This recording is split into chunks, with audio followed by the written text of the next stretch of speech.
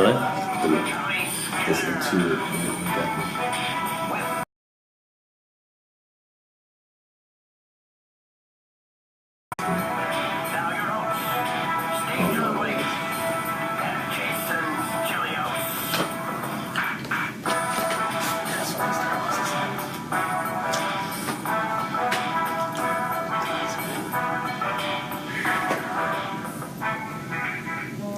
What's up, everybody, and welcome back to the Macomb County Scanner Live Facebook show. I am your host, Steve-O, my co-host, Realtor Ninja, Jason Julius.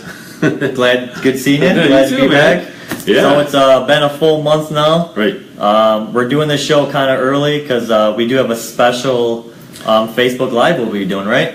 Yes, Facebook Live at 7 o'clock from Macomb Township, their public meeting at City Hall. So we're going to be doing that, and that's going to be huge. The last one was actually pretty heated. So this is even though it's about Macomb Township, it really affects almost the whole county because of everything going on.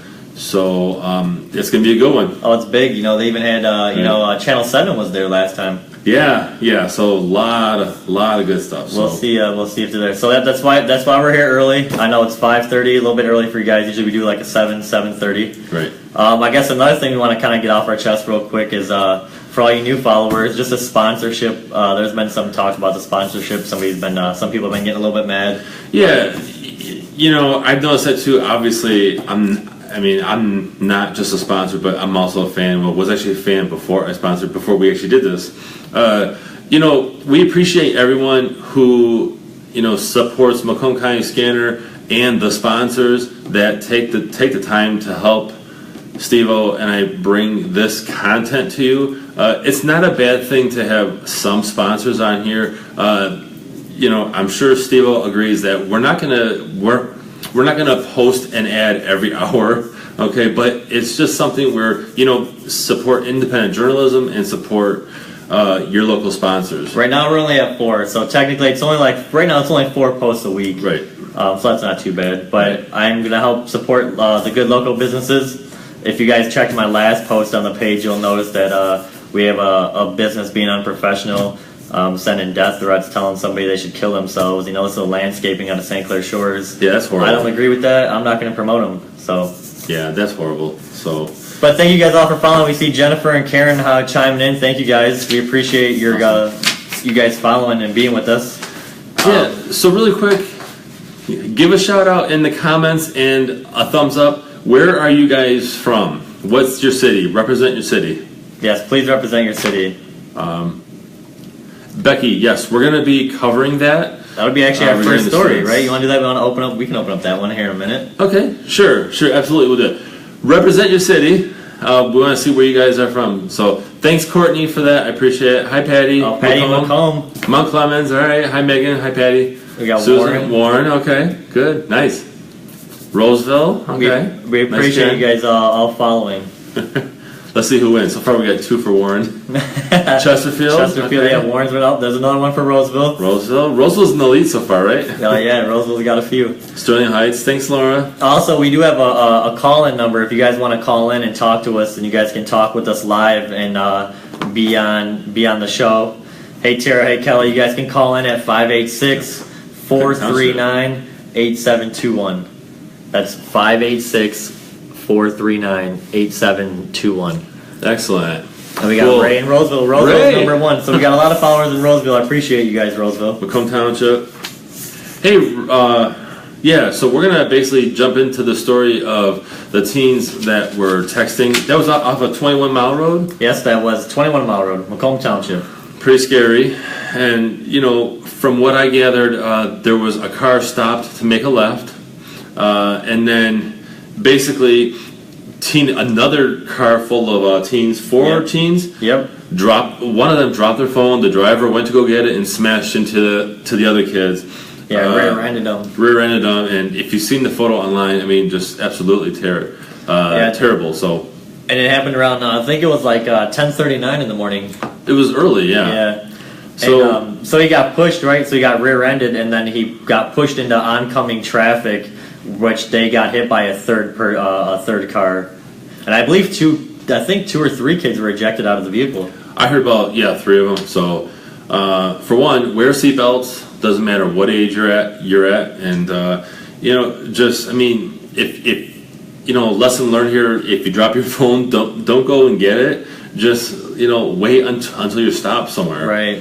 This could have been different. I don't know. Did they have any charges against that driver that hit him? I was thinking. I'm not sure if they can get him. I mean, I guess he could get distracted driving, but I mean, if he was just reaching for something, I don't think there's really a law, even if it was a phone or whatever. Right. But, or maybe involuntary something. I mean, I don't know. I'm not exactly sure. I know it wasn't immediately known which cars of the teens had the most injuries.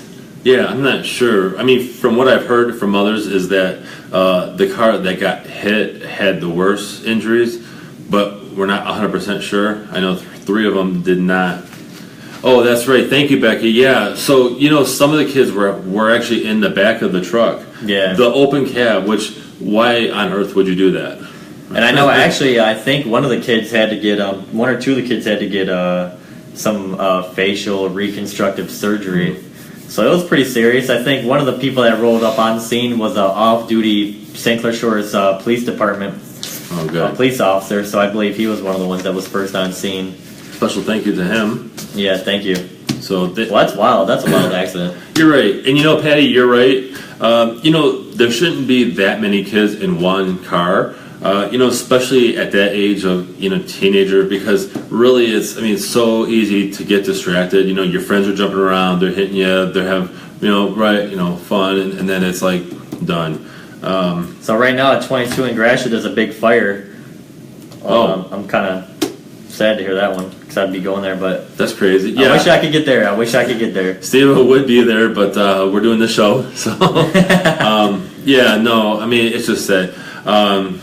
There's some other big news, right? Don't we have some big news coming out of breaking news that was coming out of today, right? Yeah. So apparently Shelby Township had some issues today with someone who was allegedly multiple. Sorry, that's not funny. That's all right. A mentally ill person had a bunch of butcher knives and basically barricaded himself in an apartment this morning. It was like 5 or 6 a.m. Wow, that's early. And they actually got him out of there okay, but it took multiple hours to basically get him under control. So hey Darren, what's up? And the sad thing is, this is probably I think the last thing I did, the last Facebook Live, or the last incident in Shelby Township, I believe, also was another mental health. It's crazy. That's gonna be scary. I believe it was a 38-year-old, and he ran into his parents' apartment and held them hostage for a little bit. Oh wow! So horrible stuff. So yeah, it is horrible. Yeah. Really quick, Tanya's saying, "What's up with all the crazy accidents at Mountain?" That is a horrible junction. I'm not on that often anymore. I'm glad, but it's just, I think it's the way it splits and all these things. Well, all of them are dealing with semi-trucks too. Semi-trucks, yeah. There's a heavy amount of big rigs that go down Mound, jump on the 696, or they're going further south, to Chrysler and all that. So ultimately, I don't know. I think it's just a horrible intersection. I think they're going to redo all of that. Anytime there's a high amount of traffic, it tends to be put as a priority to basically change up some things. Well, it's been crazy because I know this last one, I believe they reported no injuries in this last one, which is a little bit crazy because if you guys watched the Facebook Live video that I did, actually I was on my way to Channel 7. So any of my Channel 7 Live people, I don't know if you guys are watching me live or if you guys watch my Facebook shows after the Facebook Live. But shout out to Channel 7 and Rhonda and all my favorite people at Channel 7. You guys rock.